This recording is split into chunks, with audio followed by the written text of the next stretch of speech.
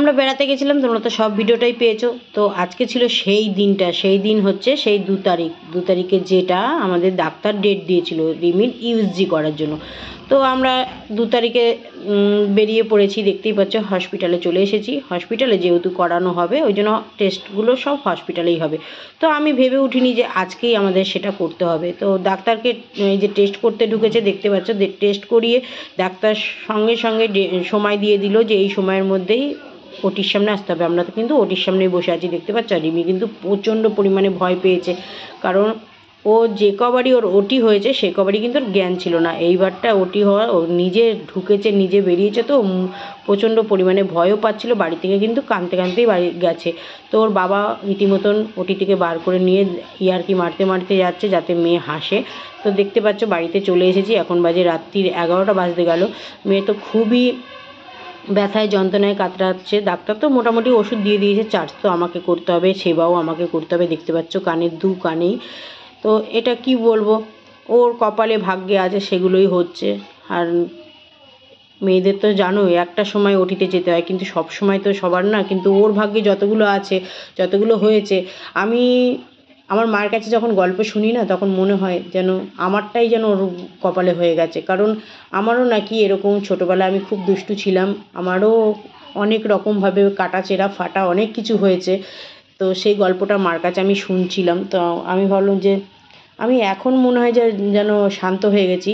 একটা সময় তাহলে আমিও এরকম ছিলাম, তাই জন্য মনে হয় আমার মেয়েটাও এরকম হয়েছে। সত্যি নিজেই ভাবি।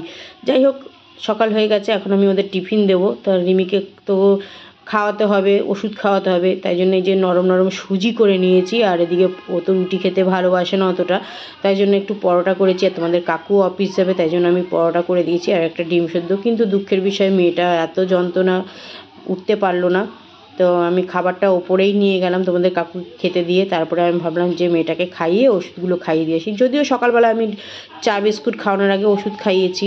আর সারা রাতেই মেয়েটা ঘুমায়নি, কাতরেছে খুব ব্যথায় যন্ত্রণায়। বুঝতেই পারছো 2টো কানেরই এক পজিশন, তাহলে শুতে তো পারছেই না। তো যাই হোক, ওর পাশে তো আমি শুয়েছি। আমি সারা রাতেই বুঝতে পেরেছি যে ও খুব যন্ত্রণায় কাতরাচ্ছে। তো এখন আমাকে ওষুধগুলো চার্জ করতে হবে, তাই জন্য আমি যাই দেখি, তো ঘুম থেকে তুলে খাওয়াই। কিন্তু পজিশন দেখো, মেয়ে যন্ত্রণাতেও আর খেতেই পারলো না। আমাকে খাবারটা নিয়ে আবার ব্যাক চলে আসতে হলো। বললো মা আমি এখন খেতে পারবো না। যাই হোক, আমি ভাবলাম একটু ঘুমাচ্ছে ঘুমাক, পরে আমি আবার গিয়ে টিফিনটা করিয়ে দিয়ে আসবো। তো আমি চলে এসেছি এখন রান্নাঘরে। আর যেগুলো রান্না করবো কোনোটাই রিমি খেতে পারবে না, আর আমাদের তো খেতে হবে। তাই জন্য আমাদের জন্য আমি এখন এই যে স্যান্ডিগোল্ডির খাবার বসিয়ে দিয়েছি। রান্নাটাও এখন আমি করে নেব, দিয়ে তারপরে মেয়ে দেখি নরম নরম করে ওকে খাওয়াতে হবে, যেহেতু 2টো কানেরই ওই পজিশন। যাই হোক, ভালো তো হয়ে যাবে। আর যেভাবে তোমাদের ভিডিওতে তোমরা এত কমেন্ট করতে যে রিমির কানে কী হয়েছে, কানে কী হয়েছে, সেটা আর দেখা যাবে না, যদিও ভালো হয়ে যাবে। যাই হোক, এই যে দেখতে পাচ্ছ আমার 2টো ছেলে মেয়ে, এদেরকে রেখে আমি 2 দিন ঘুরে এসেছি। আমার ওদিকেও আমার খুব মনটা কাঁদছিল, যেরকম রিমিকে আমি ভালোবাসি সেরকম কিন্তু আমার এই 2টো ছেলে মেয়েকেও আমি ভালোবাসি। তো এদেরকে আমি সত্যি সত্যি কথা চোখে হারাই। তো ভিডিওটা কেমন লাগলো, নেক্সট ভিডিওতে আবার দেখা হচ্ছে। ততক্ষণের জন্য আজকের মতন টাটা।